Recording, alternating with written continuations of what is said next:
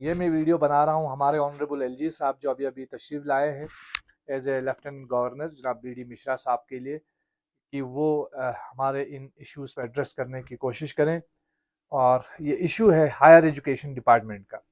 जब जम्मू कश्मीर दो अलग अलग हिस्सों में तकसीम हुआ था और लद्दाख अलग से यूनियन टेरिटरी बनाया गया था, तब हायर एजुकेशन डिपार्टमेंट अलग से लद्दाख को दिया गया था।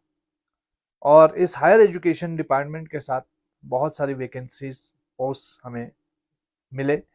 और अभी हाल ही में तकरीबन 77 वैकेंट पोस्ट जो है वो union territory of Jammu Kashmir ने यूनियन टेरिटरी ऑफ लद्दाख के हायर एजुकेशन को दिए, ट्रांसफ़र किए, जिससे हमारे higher union territory of Ladakh ने जो है यूनिवर्सिटी ऑफ लद्दाख को ये पोस्ट दे दिए हैं।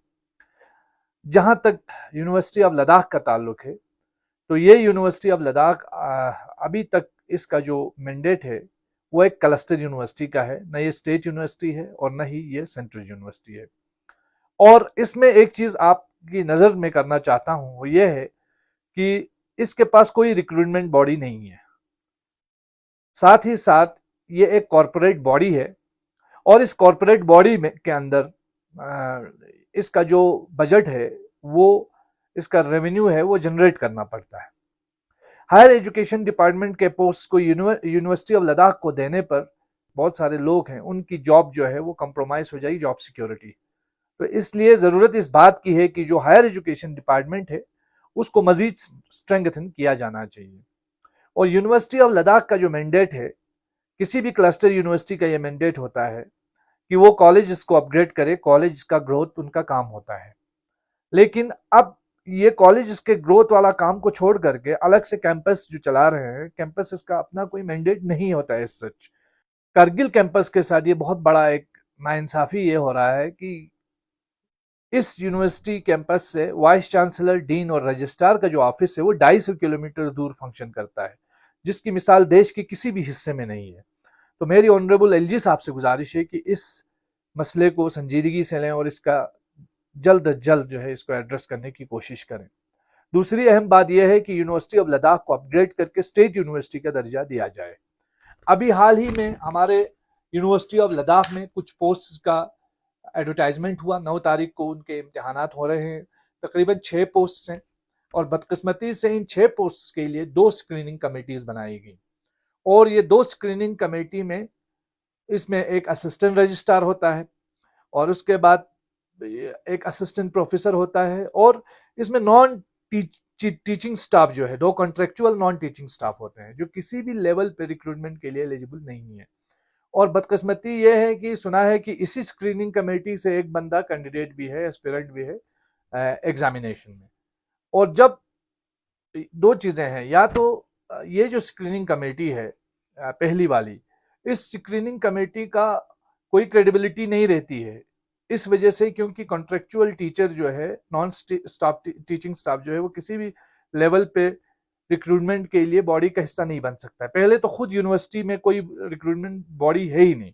दूसरी बात यह है कि ये जो स्क्रीनिंग कमेटी बनाई गई है, इस स्क्रीनिंग कमेटी के अंदर भी जो लोग हैं वो स्क्रीनिंग के लिए एलिजिबल नहीं है। और तीसरी चीज़ ये है कि अगर ये नहीं है तो दूसरी जो स्क्रीनिंग की गई है वो कहाँ की गई, किसके ज़रिए की गई, उसका किसी को अता पता नहीं है।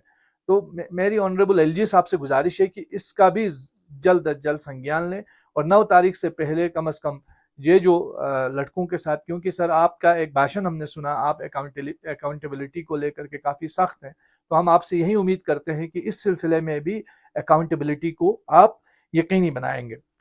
और दूसरी चीज़ ये है सर कि ये जो एक तो हायर एजुकेशन है इसको स्ट्रेंथन करने की ज़रूरत है। दूसरी बात यह है कि तकरीबन इसमें 6 पोस्ट हैं, 6 में से 3 एसटी के हैं, 3 ओपन के हैं। ओपन का सारा प्रोसेस कंप्लीट हो चुका है, लेकिन एसटी का अभी प्रोसेस नामुकम्मल है। वो क्यों नामुकम्मल है, ये भी एक अपने आप में सवाल है। और दूसरी चीज़ ये है सर कि एक अरसे से लद्दाख के लोग, जब से यूटी बनने के फ़ौरन बाद से लद्दाख के सारे लोग लद्दाख रेजिडेंशियल सर्टिफिकेट की मांग कर रहे थे और हुकूमत ने लद्दाख रेजिडेंशियल सर्टिफिकेट देकर लद्दाख के लोगों को के जो नॉन गेजेटेड पोस्ट थे उनको महफूज करने का एक मौका दिया।